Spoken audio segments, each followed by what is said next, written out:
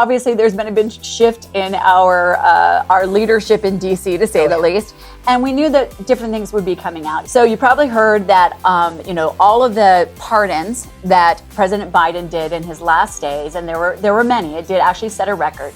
It has now come out that they may or may not be void because they were not actually signed by President Biden himself. It was done by an auto pen. This brings up a constitutional question to me.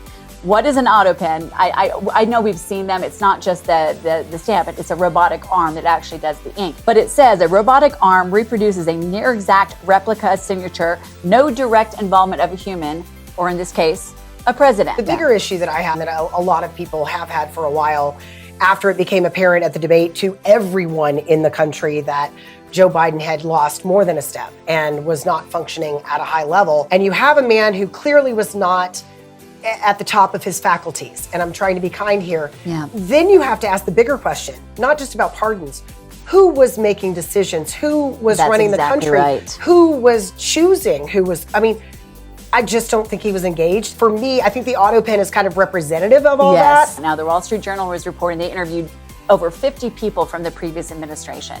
And it's come out now that there were aides that were instead doing presidential duties. They were actually in the meetings. They were actually directing cabinet officials. They were actually running the country. They were. And they were directing cabinet officials. And one of the ones they were directing was the National Security Advisor. They were directing that person. And here's the one that really gets me.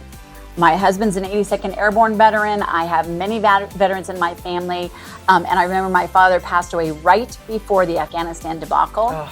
And I'm grateful because he was in Vietnam and I didn't want him to have to see something that was fairly reminiscent of that. According to reports, the commander-in-chief at that time was not even in the war room when the decisions about Afghanistan were being made.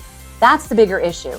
And whoever the president is, I think as a country, we need to come together and say we can never go back to that place again where we don't actually know who's running the country. And that is, I'm just going to let that's all we need to know. We should all know who's running the country. There we go. And we should know it's somebody we voted for.